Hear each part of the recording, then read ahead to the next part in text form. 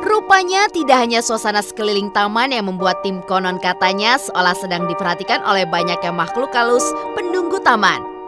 Hawa sekitar taman pun sempat membuat tim yang sedang berkeliling tiba-tiba merasa pengap dan sesak yang dibarengi dengan turunnya hujan rintik-rintik. Saat berada di luar taman ini memang kondisi dingin, tapi anehnya saat saya masuk ke dalam sini, saya berasa pengap dan sesak. Apalagi ditambah kondisi sekarang sedang gerimis-gerimis kecil. Hal itu menambahkan suasana seramnya dari taman ini.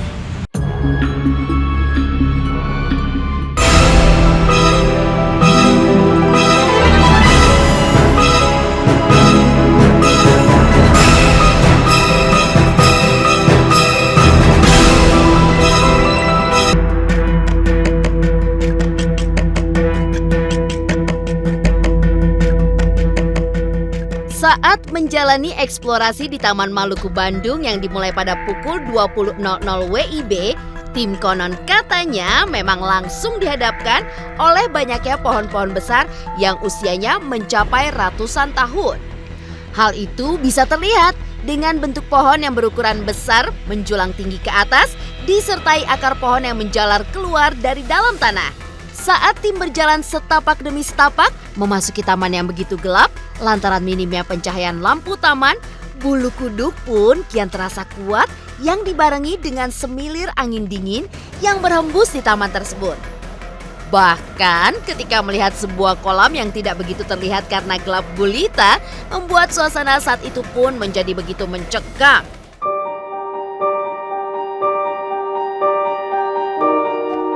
Rupanya tidak hanya suasana sekeliling taman yang membuat tim konon katanya seolah sedang diperhatikan oleh banyaknya makhluk halus penunggu taman.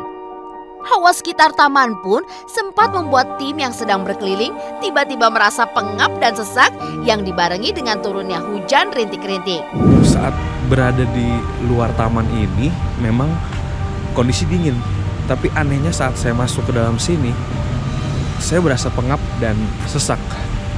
Apalagi ditambah kondisi sekarang sedang gerimis-gerimis kecil. Hal itu menambahkan suasana seramnya dari taman ini. Bahkan saat melanjutkan eksplorasi, tim pun sempat dikagetkan oleh sesuatu yang ternyata hanya sebuah ranting pohon. Bahkan ketika semakin masuk ke dalam Taman Maluku, tim pun mulai merasakan suasana yang tadinya biasa saja berubah 180 derajat menjadi begitu mencekam dan menyeramkan. Yang seolah para penunggu gaib Taman Maluku sedang meneror tim meskipun di ujung jalan raya yang masih terlihat ramai kendaraan. Dan untuk mencoba mencari kebenaran mengenai mitos-mitos adanya penampakan buto ijo serta anak-anak kecil, tim pun sengaja menjalani uji nyali dengan duduk sendiri di sebuah bangku yang tepat di sebelah pohon besar yang begitu terlihat angker. Dalam beberapa menit ketika duduk terdiam, tim pun merasakan hawa-hawa yang kurang baik hingga kedua tangan tim tersebut gemetar.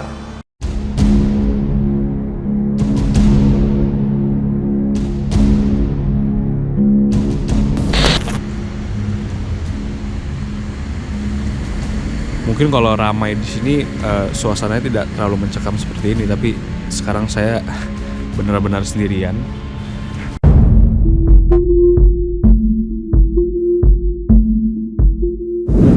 Tangan saya mulai gemetar pemirsa.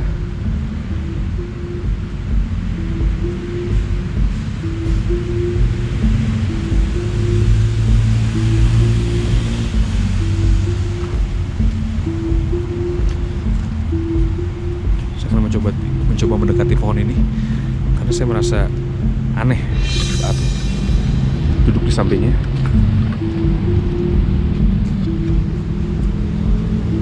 Kita coba lihat ke atas pemirsa, semoga tidak ada apa-apa.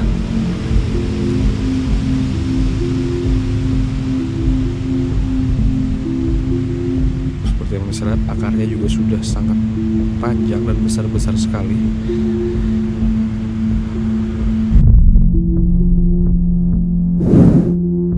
Bahkan bulu bulu kuduk seluruh badan pun semakin menjadi-jadi ketika tim yang kembali berjalan menjumpai bangku-bangku warna-warni yang seolah ada makhluk halus yang sedang duduk di bangku tersebut. Bangku-bangku di sini juga membuat saya merinding. Saya takut pada saat saya menyorot salah satu bangku, ternyata ada yang mendudukinya. Karena di tempat ini benar-benar kosong, nggak ada siapapun, nggak ada penjaga. Lantas, bagaimana dengan mitos patung Pastor Vobrak yang konon katanya bisa berjalan di malam hari dan matanya bisa memandang pengunjung yang melihatnya?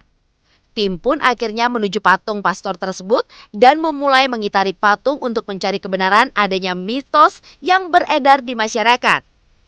Dari hasil uji coba mengitari patung dari sudut kiri hingga sudut kanan, tim memang tidak menemukan sesuatu yang mengerikan seperti cerita-cerita yang sudah beredar di masyarakat. Namun, justru ketika tim membelakangi patung pastor tersebut, suasana justru kembali mencekam. Di mana seperti adanya sosok gaib di belakang tim yang seolah sedang mendekati dan akan menepuk pundaknya. Rasa penasaran pun semakin menjadi-jadi, di mana tim kembali mengulangi untuk kedua kalinya membelakangi patung pastor tersebut. Yang memang merasa tiba-tiba seperti ada yang datang untuk menghampiri dirinya.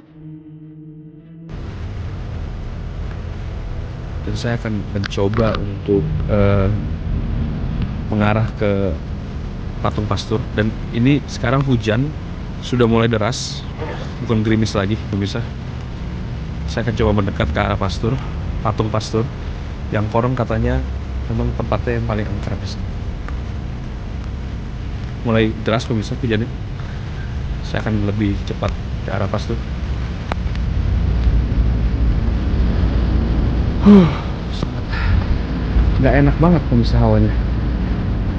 Dan memang di daerah pastor ini justru malah lebih terang daripada tempat-tempat lain.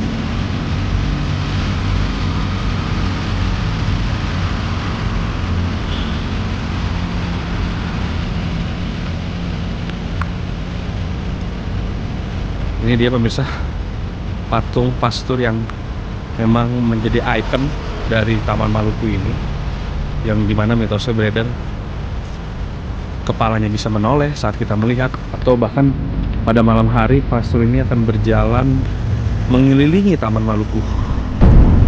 Saya akan coba lebih dekat pemirsa dan melihat ke arahnya. Sekarang patungnya tepat mengarah ke saya. Saya akan coba mengitarinya dan mencoba mitosnya di mana dia akan mengikuti saya. Saya akan coba sedikit ke kanan pemirsa.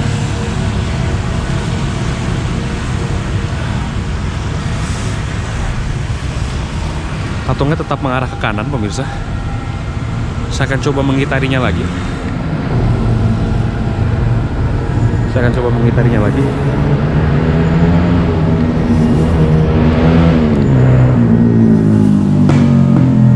Patungnya tetap mengarah ke posisi awal. Saya akan coba ke belakangnya pemirsa.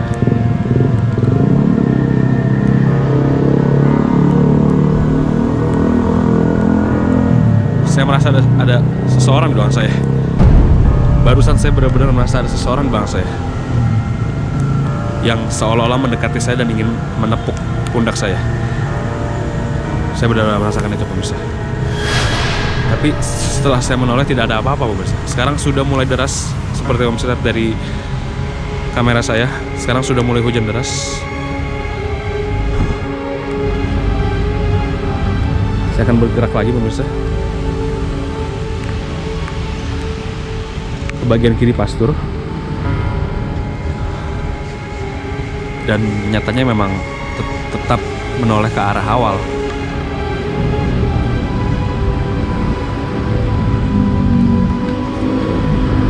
Ini dia, masih tetap posisi awal. Tapi yang aneh pemirsa, di bagian sini, di bagian belakang pastur, saya merasa ada sosok yang ingin menghampiri saya dan ingin menepuk pundak saya. Saya merasakan kehadiran sesosok orang sebenarnya pemirsa yang ingin menghampiri saya. Saya akan coba menoleh ke belakang pastur lagi dan apakah sosok itu akan benar-benar menghampiri saya.